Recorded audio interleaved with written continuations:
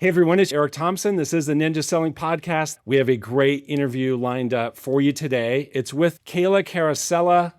Kayla, say hello to the Ninja Nation. Hello, Ninja Nation. They're saying hello back to you right now, Kayla. And gosh, we're so grateful that you're here. We look forward to learning from you. We're going to talk about something specific, which is the scorecard. We're going to answer the question, how do you score 112 points a week on the scorecard and have it turn into a terrific amount of business for you? But first, Kayla, help everyone get to know you a little bit better. Tell us where you live. Tell us about your company. Thank you so much, Eric. So, hello, Ninja Nation. I am in Cleveland, Ohio, so Northeast over here. And I have local real estate and I'm a solo owner. I have 30 agents. So Incredible. we're small but mighty over here. Local spelled Lokal, because people are going to want to look up the company, look you up so they can follow up with you and say thank you. I know that's going to happen even before we start, Kayla. I know that's Yeah. going to be happening today. You're one of our coaching members, so thank you for that. You work with Coach Steve. And Yes. here's what we're focused on today, you guys. We're focused on the weekly flow activity scorecard. We're hoping that all of you have had the chance to download that scorecard. Kayla has that scorecard. Kayla participated in our Ninja Coaching 6-week scorecard challenge. She came in second place in terms of the number of total points accumulated over those 6 weeks. Kayla is competitive. She's not happy that she was second, not first. But what you need to know is that Kayla over 6 weeks scored 674 points. If you do the math, that's an average of 112 points per week. Kayla, this really worked for you. Let's talk about results that you got from this, and then we'll get into how did you do it? How did you score so many points? Tell us how many listings you attracted as a result of the scorecard challenge.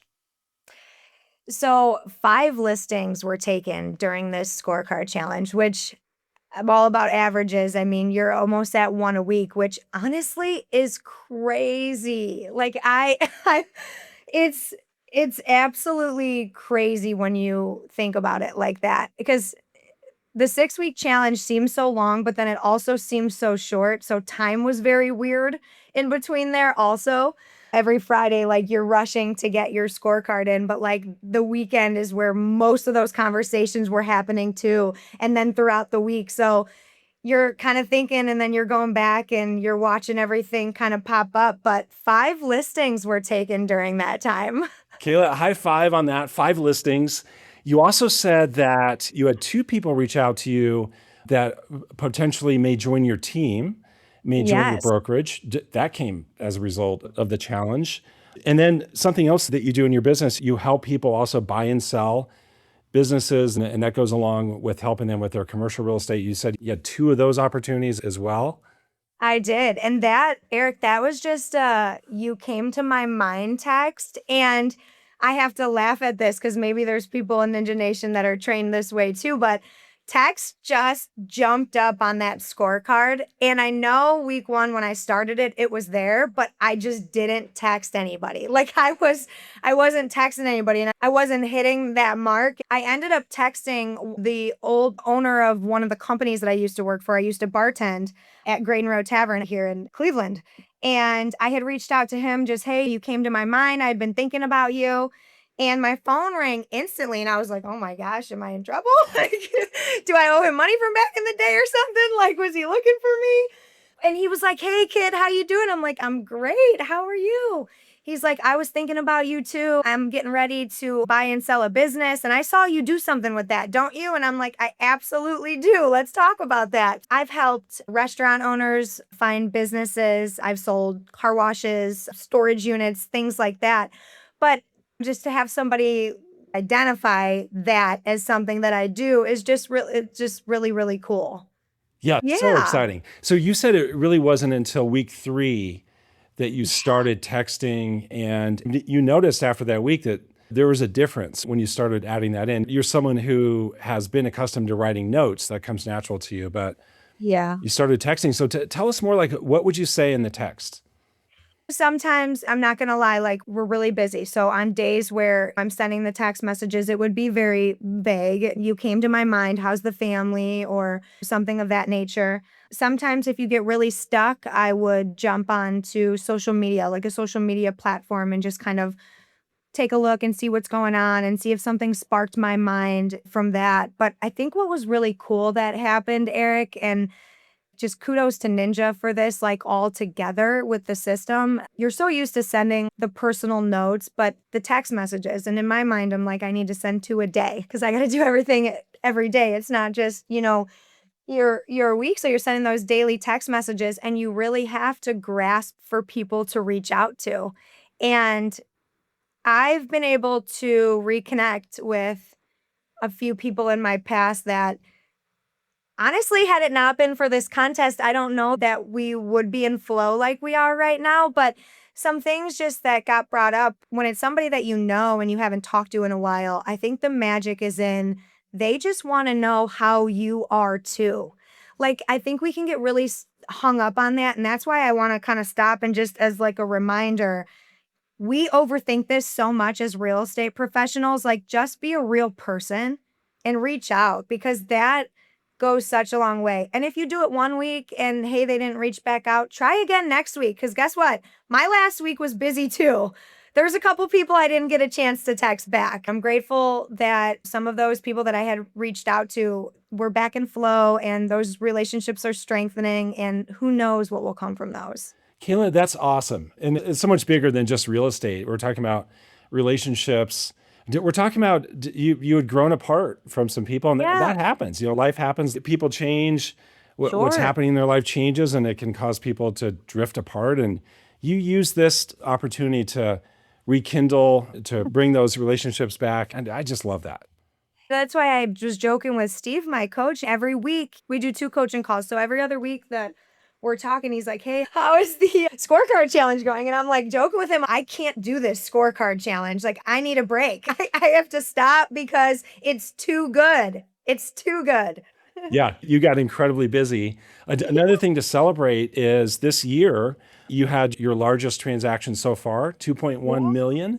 Yes. Yes, that's pretty Yes. amazing. It's pretty great. Eric, our average sales price is $225,000 over Yeah. here. So, yes, that was a big one.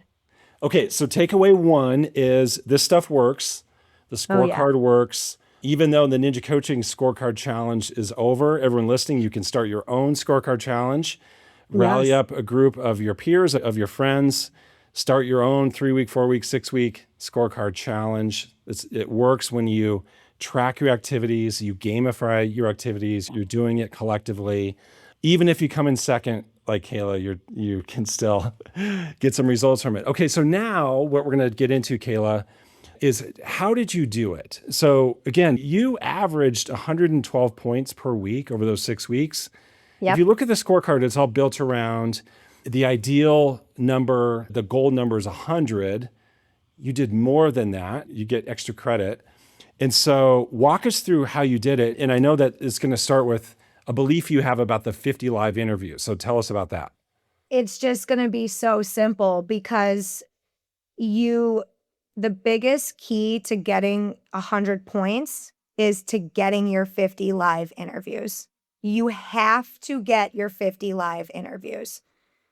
I didn't go a week without hitting my 50 live interviews. That's why I know you have to hit your 50 live interviews. Every week I scored over 100, but on the weeks that I only scored 100, I got all of my 50 live interviews. But everything, that's where the magic happens. That's where everything stems from. So everything starts from that first conversation, that first reach out, and it's just a ripple effect from there.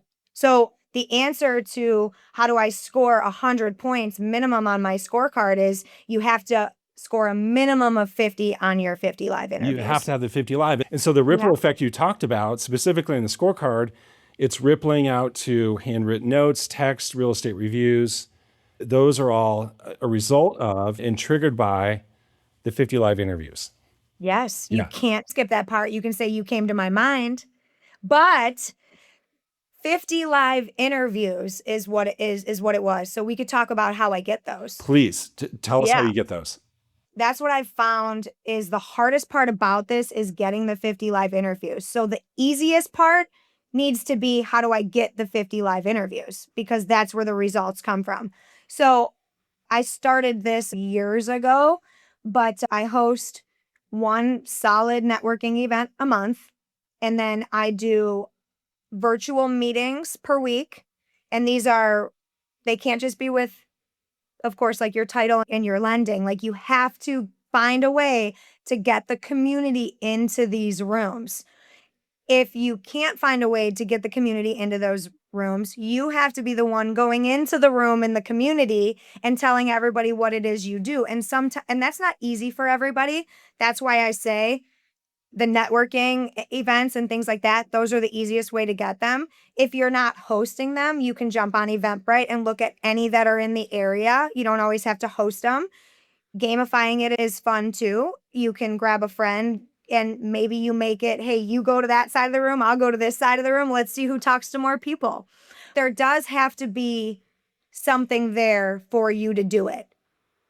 There does have to be something in place, but there doesn't have to be this crazy opportunity. It doesn't have to be a real estate event for you to talk real estate.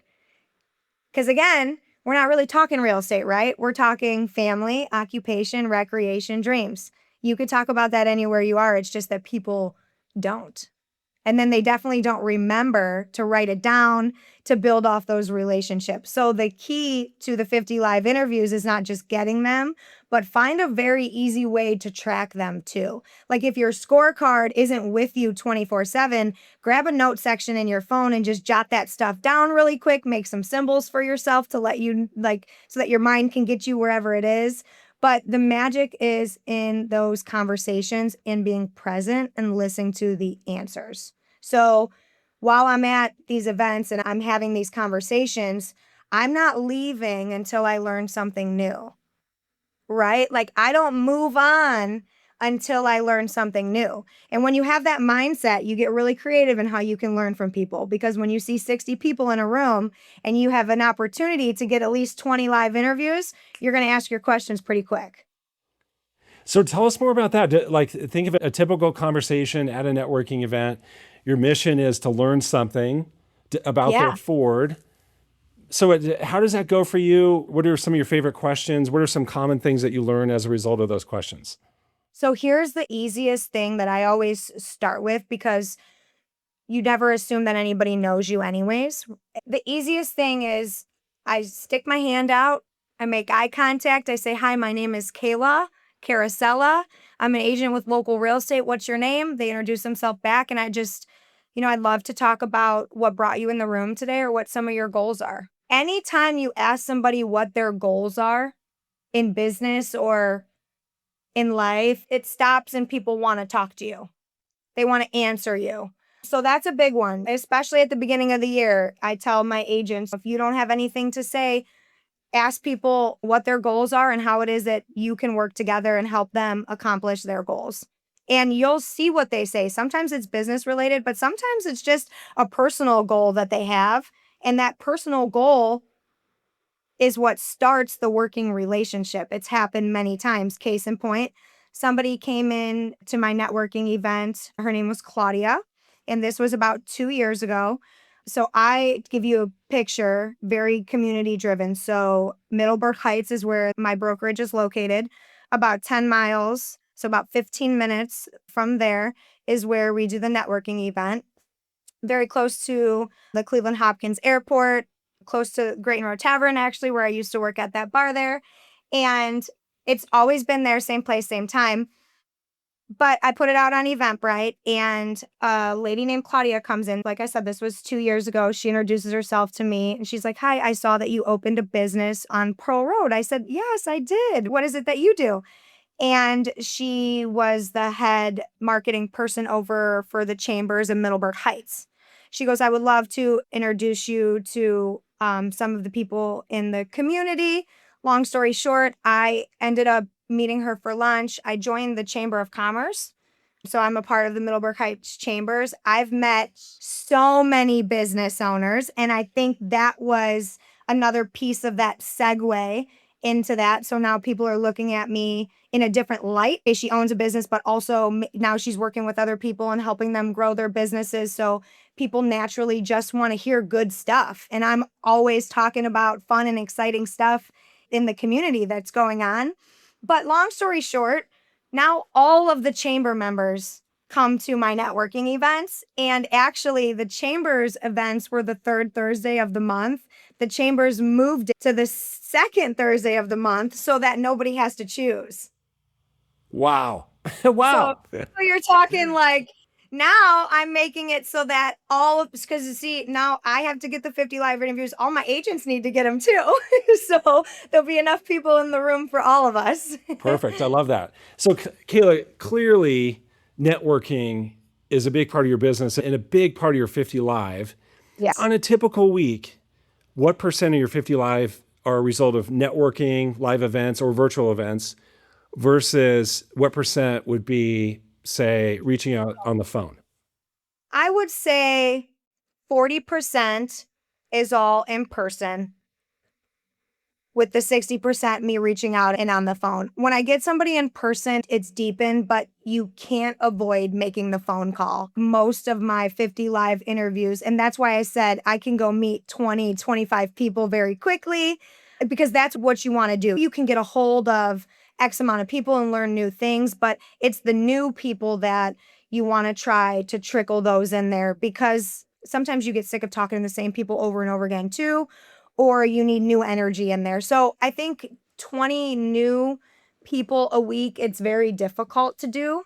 But if you can start by adding 10, that'll go a long way, because again, those in person, they move a lot faster. Like they see you at the event every month. And as long as you're making a video that you're at that event, that they met that person, maybe they'll come back. But you got to pick up the phone and strengthen the relationship. We teach in Ninja the 5-step calling process, right? Step 3 is the reason for my call. For you, what is that? What's the reason for your call typically when you're having those live forward phone calls? You came to my mind. Since I do them so often, it's a continuing of the conversation that we had last week. That's how consistent I am with them. But if you're not and you can't grab your notes and pick right back up where you left off on that person, you want to try to find a way to ask those personal questions. We haven't talked about the family in a while. How are the kids doing? That vacation that you went on, how was it? Would you go somewhere else next time? What are some things you liked about it and didn't like about it? I'm thinking about going on one myself. So it has to be both ways.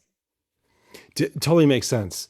How about the people that you meet networking? And let's pretend it's someone you're meeting for the first time. Does that drive your live phone calls in subsequent weeks? Like you meet someone networking, and is that turning into live phone calls later on? So when everybody walks in, very important, there's a sign-in sheet. So everybody will sign in. And then I also do a raffle. So if people weren't able to sign in, they're definitely going to want to win something free. So they're going to drop their card in there. I have a bag of cards. I've got 3 of those filled with business cards. But the sign-in sheet, I go right directly off of that.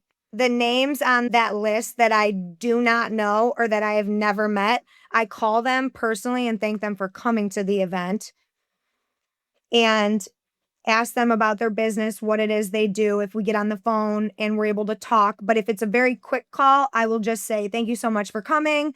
We're going to keep you in the loop. Now that we have your email, we're going to invite you to everything. Feel free to reach out at any time. You'll also get a copy of our newsletter monthly now that you are in the Local Insider. So we have a Local Insider newsletter that goes out. Got it. And what else happens with those people in terms of follow-up? Like I would guess handwritten notes. All of it. They get the whole ninja treatment. I mean, then they're just that they're a part of. Once I meet them, I learn something about them. We talk business. Some of them might end up on my warm list from there, or they'll end up on what we call our networking opportunity list. where we've got like a rolling 50 of people that have expressed interest in either switching a career, coming over and becoming a local agent, or maybe it's an investor that is doing some work with us, or maybe it's a lender that we're going to partner with on something of that nature. Got it. The full ninja treatment. They I get love the it. full, yeah, they get the full ninja. I mean, the personal notes, like thanking them for being around. And then when there's like a holiday that comes up or anything like that, you send it out to them and make sure, that they're getting it. But just making sure that you're really picking up the phone, showing people that you're grateful for them, and then, just making sure that you have integrity while you do it. So if you said you're going to do something, or if you said you're going to call them back, you absolutely have to do You have that. to. It goes a long way with people. There's so many people that it happens. We're all human, but you just have to be the human that tries the hardest not to let it happen. I love that. That's a takeaway. That's a nugget. Be the human who tries the hardest. Yeah. Okay, let's finish with this. Pretend there's someone listening, Kayla, who's not so sure about the scorecard, not so sure about if it's going to work, if it's something that they should start. Oh. What would you say to them? This is the launch pad for your business. They say, if you don't have anything going on, go on vacation. No. Have Eric send you the scorecard, and then you're not going to have a life. I'm going to give it like 2 weeks, and I'm going to jump back on the scorecard bandwagon because that's how much I liked it and enjoyed it. Like the week after, it didn't feel right to not do it. So I'm still doing it. There's just not a challenge around it. In my mind, I'm going to win first place because I came in second. But it's just, it makes it fun. It makes it fun, and it can get stale, just like any industry can get stale. And we're very, very, very lucky to be here, but it's hard. And making it fun makes it seem a little bit less hard. And having like the ninja community keep on me about it and just be able to send it in. And I love the competition. I'm going to start it with the agents in the office. Now that I did it and I came in second, I'm going to joke with them all tomorrow and tell them they're all punished. They all have to do it for 6 weeks. But I think what I'm going to do is, if anybody beats my 674, there's going to be a huge, huge, huge incentive there, like maybe a trip, because I know personally how difficult it is to get that. But I'm going to gamify it and I'm going to make it fun moving forward. Okay, how about this? If you beat 674, if you create your own challenge, you beat 674, let Kayla and I know. We want to know about that. If you can beat 674, It can be done. And hey, even if right now you're just getting started, even if 100 points, certainly 112 feels daunting, you don't have to be perfect. You do have to do something. So just start and build your way up to 100 and then 112 points a week. It's progress over perfection. It's really hard to get those 50. So if you get 10 the first week, make sure you at least get 11 the week after that. I want to see progress over perfection. That's it. Kayla, this podcast and what you shared, I think was not just progress, it was perfection. So much value, so many takeaways. We appreciate you. Again, congratulations on second place. This is out of several hundred people. I know you're competitive. You would rather be first, but you got second and you had a whole lot of great things that came of it, and you just helped a whole lot of people. So Kayla, thank you again for being on the podcast. We're the real winners. Thank you. Thank you for having me. It's been our pleasure, everyone, that you tuned in again and listened today. We appreciate that. And we so look forward to seeing you on the next podcast. Take care.